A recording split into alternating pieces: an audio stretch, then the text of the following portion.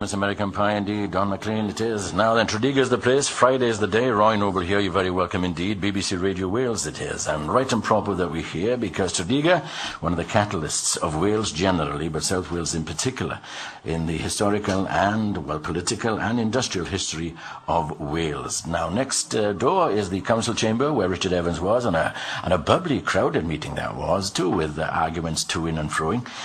We will indulge ourselves more in the history here, and also in the present day, as I talk to people who have joined me in the miners' room next door. And let me tell you, this one is very impressive too. Not as many seats here, so people are standing, but we'll have to try and manage. Perhaps I can sit alongside me near the window here too. If you know where Bedwethley House is, fine. If you don't, if you know Tredegar, come into the main street, come down the hill towards the famous clock, and then below the clock on the right-hand side is the park in which Bedwethley House is situated. And we're all generations here, if you listen carefully. Oh, she's gone quiet now. Isabella, she was making... Oh, there we are. Is Isabella going to say something now? How old is Isabella? 13 weeks. 13 weeks, there we are. 3 months, there we are. So she's very welcome. Oh, there was a little noise from her then.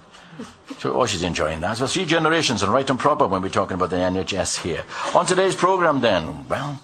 Bedwethley House, celebration, 60 years NHS. Later we'll find out how getting healthy doesn't always have to mean strict diets and gym inductions. That's all in my mind, let me tell you. And we'll catch up as well on the gossip and the health with Tredegar's longest-serving district nurses, and also we'll be catching up with the local cancer research shop. Plus we'll see how a time capsule is going to save a bit of today for the health service of tomorrow. And of course, a look back on Naib Evans' life here in Tredegar. There we are, Isabella's joining in the fun now, and in the spirit of the afternoon. Heaven must be, well, must have sent you indeed. Well, no, it was BBC actually who sent me to Tredegar. Not so much heaven, let me tell you, but it is a Friday after all, the doorway to the weekend, and a special Friday in Tredegar and the whole of Wales and the whole of Britain. 60th birthday to the NHS, founded by Tredegar boy Naib Evan. Now, next door, of course, during the debate of the last couple of hours with Richard, the colour was red now and again. Here, we're more amenable. The colour is mainly magnolia. It tends to go with everything, doesn't it? We're very amenable indeed. Now, our guide for the next half an hour or so, Tredegar's Town Mayor, John Morgan. And John, many thanks for joining us. Thank you very much for asking me, Roy. Yeah, and you're a guide in more ways than one, aren't you? Because you work as a guide in the sort of antique bus, or... We've introduced tours of the Naib Evan Trail with the vintage bus, yeah, which we're running for the celebrations, and we intend to run for a number of weeks throughout the year. Yeah, this is fairly recent, isn't it, this trail? This is fairly... The trail has been in existence for a number of years, but It's always been a walking or car trail, and we've decided that we'd try to turn that into a bus trail. Yeah, quite. Fill the gap now for anyone.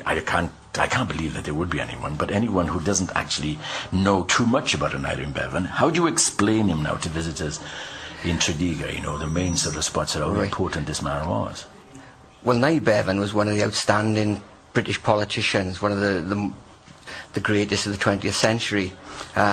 He was a real good orator, and he was a political genius. He was one of the most talented socialists.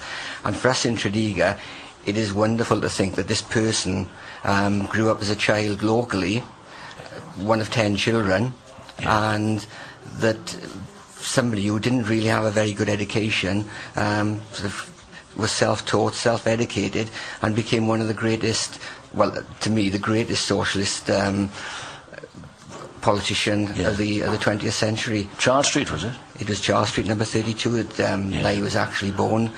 He was the 4th son of 10 children, 7 survived.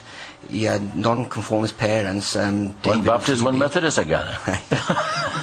Yeah, Dad was a Baptist and Mum was a Methodist. His dad did a lot of reading, which he passed on to Nye, and his mother was obviously the lady about the house. Yeah, and her leisure time was only on a Sunday when she actually went to chapel. Right, the Methodist chapel. I bet she was a bit of a boss in the house, wasn't it? I think she was a bit of a boss. There's this myth going around that Valley boys are boss in the house. They're only boss in the house when they're not in it. You know that? In my house, I've got 6 women. I've got 6 women in here. How many have we got here now today? There's little Isabella. Who else have you got? You've got your wife, have you? Yes, Gwyneth and Joanna, my daughter. There we are. Screw that. That's 1, 2, 3 there. That's half of them. Yes. Hope you got your own bathroom. Well, I share it. In his kind of care of health, of course, you would have seen to that as well. And the trail, now let's begin where we should begin. We begin at this house? We begin in Bidwelty House, which was an ironmaster's house built in 1818. Yeah. And we have a look around the house, the portrait of an Iron Bevan and the bust of an Iron Bevan, which is in the assembly room. Then we would take in the council chamber. And up until Nye became a member in 1922, the local council was controlled by the Tredegar Iron and Coal Company. It was a company town. But Nye Bevan, together with a couple of his friends, formed the Queedy Club, which was a group of socialists who started out to break the monopoly of the iron company on the town.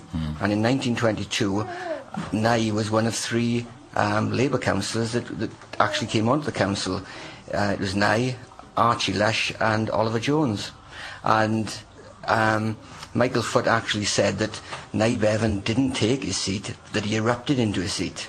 I bet. Well, he erupted in Parliament as well when he finally got a seat, because his first speech was an attack on Winston Churchill, wasn't it? I believe so. He had a go at him then, didn't he? During the war, the build-up for the war and the war years, yes. That's right. He must be, well, having become sort of knowledgeable and well-read and so on, not hugely popular with those who were bosses in the town then, so there was a bit of a depressive period. He nearly went to Australia, didn't he, to think about that?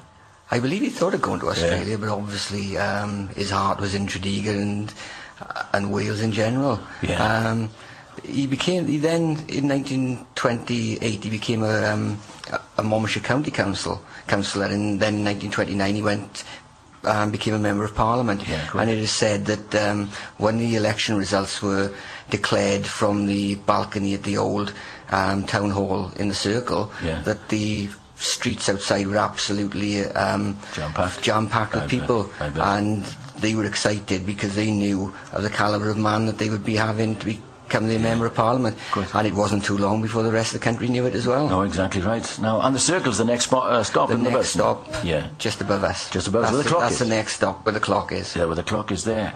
And then from there to, T Tryst Colliery. From there we go down to T Tryst Colliery, which was the site that Nye went to work with his brother Billy at the age of 14.